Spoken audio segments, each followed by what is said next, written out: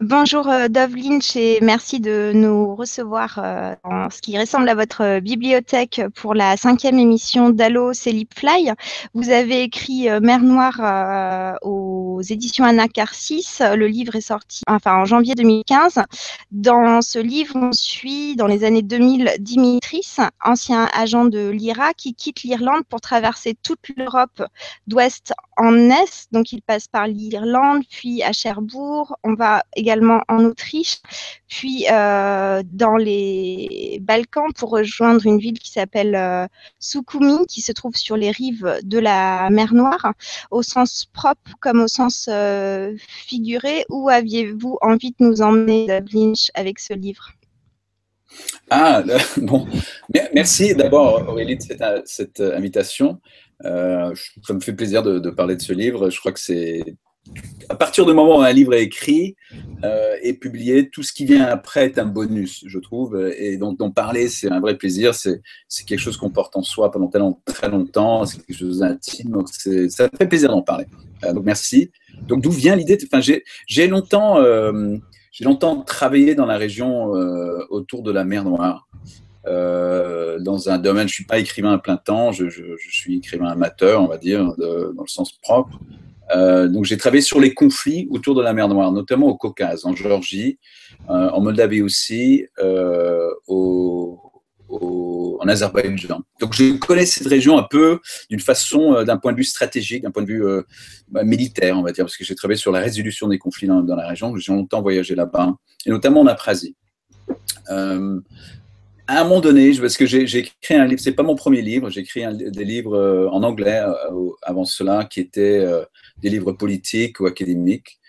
Un des livres que j'ai écrit portait sur comment existe un État séparatiste. Donc l'idée, c'était un État qui n'est reconnu par personne au monde. Comment existe-t-il? Comment survit-il? Quels sont les mécanismes de survie intérieure? Donc je suis allé dans tous ces États séparatistes de la région, où j'ai fait des entretiens pendant des mois et des mois. J'ai fait des tours, des allers-retours, pour arpenter un peu la question du séparatisme et comprendre comment ça marche. Et voilà, au bout d'un moment, j'ai écrit ce livre, et en fait, ça m'a pas satisfait du tout sur la question de l'existence humaine. Enfin, c'est bête, ça paraît bête de le dire, mais sur comment vit-on en général. J'ai découvert qu'en fait, la question qui m'intéressait était moins les structures politiques d'un État, moins l'infrastructure qui porte la guerre, hein, parce que c'est avant tout une infrastructure, une machine, mais les hommes et les femmes derrière, les rêves, les désirs, les besoins, les aspirations qui portent en eux. Et ce livre, donc, ce roman, est donc le fruit d'un long chemin d'éloignement, quelque part, de tout ce que j'ai fait pendant 20 ans. J'étais thésard, enfin, j'ai fait une thèse à Oxford, j'ai travaillé sur des conflits dans la région en tant que négociateur. Voilà, je m'éloigne de tout ça, j'ai créé un roman sur l'Europe. Et c'est un roman qui est sur les conflits, mais aussi principalement sur l'Europe, sur la mer Noire. C'est un roman qui demande avant tout, qui est un voyage en fait, hein, qui est un voyage d'un bout de l'Europe à l'autre, d'une mer, de la mer Atlantique à l'autre mer européenne qui est oubliée, la mer Noire, une espèce de périple. En voiture, en bateau, voilà, je m'interromps, je continue, interrompez-moi, sinon je continue, allez-y. Page 56, à propos du voyage, vous écrivez au fil, donc c'est en fait le il correspond à ce personnage principal qui s'appelle Dimitris. Vous écrivez au fil des kilomètres, il avait l'impression de découvrir une nouvelle géographie du continent, une géographie mobile, comme si la Terre n'était plus fixe, qu'elle évoluait au fur et à mesure qu'il avançait. Est-ce que du coup ce changement de cadre, livre politique, livre académique versus roman, vous permettait tout à coup ce mouvement? Je sais pas, moi j'ai toujours senti que la Terre n'était pas fixe. Autant la mer est un champ en mouvement constant. Aussi, la terre, les montagnes, les plaines sont aussi des événements qui bougent beaucoup moins rapidement et beaucoup moins visiblement, mais sont aussi des choses, des forces naturelles qui portent en elles le mouvement. Tout est dynamique et tout est en mouvement constant. Donc la difficulté, l'enjeu, en fait, c'est comment voir, dans quelle situation, dans quel contexte se mettre pour voir ça, pour pouvoir observer, pour pouvoir cerner voilà, le mouvement de la Terre, le mouvement géographique des choses, le mouvement géographique le mouvement des montagnes même et des plaines. Et le voyage de Dimitri, quelque part, c'est ça. C'est ce long voyage qui l'amène à travers le continent. Et en fait, ça lui ouvre des façons qu'il n'aurait jamais eues auparavant s'il était resté en Irlande, paralysé, pris sous ce poids immense du conflit, de son passé, de ses antécédents, pour voir ça, pour voir un peu le monde en mouvement. Voilà. Au cours de ce voyage, Dimitri est seul. Il fait de nombreuses rencontres qui s'apparentent plus à des croisements fugaces d'autres solitudes qu'à de véritables rencontres. Même quand une de ces rencontres fugaces est un petit peu moins fugace que les autres, c'est à mon sens celle avec le reporter polonais. Cependant, concernant cette rencontre, vous écrivez: nous sommes au point le plus délicat de la guerre. Tout peut arriver, ça change tous les jours, le front se déplace, rien n'est clair. Et au milieu de tout ça, il y a nous dans cette voiture, sur cette route, toi et moi. Nous sommes ensemble sur cette route comme si nous devions l'être, comme si nous avions une raison d'être ensemble, alors que nous n'en avons pas. Qu'a permis en fait cette solitude constante tout au long du livre? Pour votre travail d'écriture, j'entends. C'est une question importante. L'enjeu de... Alors, il y a plein de choses à dire là-dessus. L'enjeu pour moi, de l'écriture de ce roman, c'était de conjuguer en même temps quelque chose qui serait un égarement, quelque chose qui serait une forme d'errance. Dimitri ne sait pas où il va au début, il ne sait pas pourquoi, il ne sait pas vraiment, il y a une espèce de fil très léger, fin qui l'amène, mais il ne sait pas vraiment pourquoi. Donc combiner ce sentiment de perte, d'errance à travers l'Europe, avec en même temps quelque chose qui serait implacable, une sorte de poursuite, avec quelque chose qui s'apparenterait peut-être à une forme de destinée, même si on ne parle pas de destinée de nos jours, mais on a la destinée d'un personnage mis dans un contexte. Voilà, c'est ça le destin. Et donc voilà, l'enjeu, la rencontre du Polonais, du reporter polonais, pour moi est important. Vous avez raison, parce que c'est un peu un point de bascule dans ce mariage entre égarement et voilà, une poursuite implacable de quelque chose qui le mène, on ne sait pas trop pourquoi, mais qui est absolument indomptable, inarrêtable. Et ce qui dit le Polonais est important sur ce que nous vivons tous et moi, comme j'ai tout longtemps travaillé sur la guerre et sur la résolution des guerres, j'ai compris très longtemps que en fait la guerre, les conflits ne se comprennent pas dans le moment. Les conflits se comprennent, la guerre avec un grand G se comprend après le fait, une fois que la victoire ou la perte a été annoncée d'une part ou d'une autre. Les étiquettes victoire et perte, quelque part, ordonnent tout ce qui s'est passé auparavant. Donc, en fait, c'est l'histoire des vainqueurs, la plupart du temps. C'est l'histoire des vainqueurs, mais aussi des perdants. Donc, on ne comprend pas. Donc, l'enjeu, c'est comment expliquer la guerre quand on est dedans. Quand elle se fait, la guerre se fait, mais elle ne se comprend pas.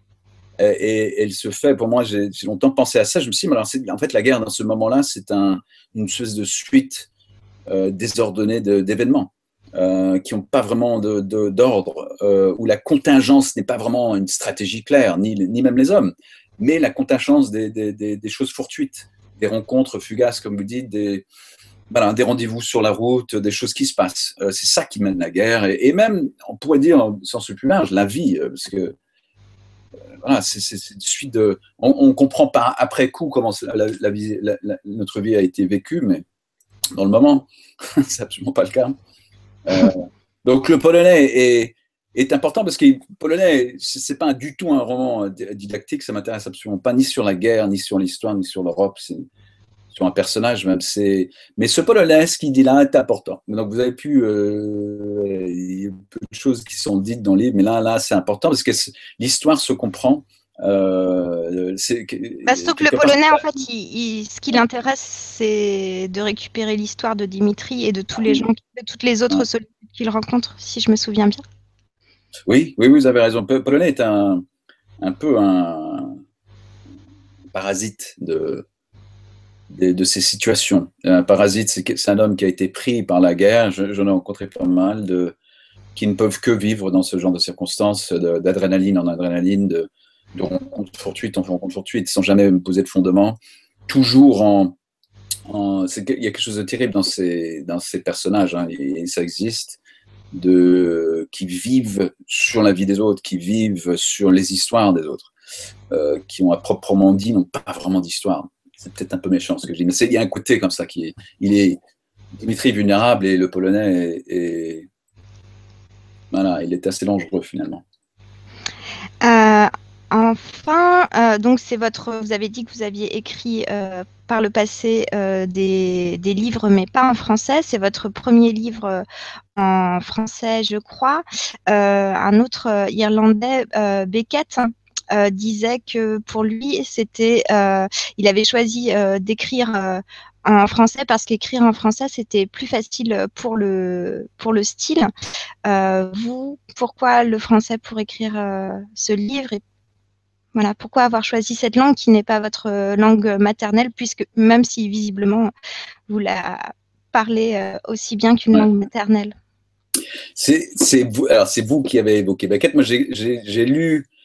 On commence à sortir maintenant les correspondances de Beckett, des années 40, des années 50, en anglais. Hein. Je ne sais pas si c'est en français déjà, et c'est fascinant de lire ça. Je découvre ça maintenant. Hein.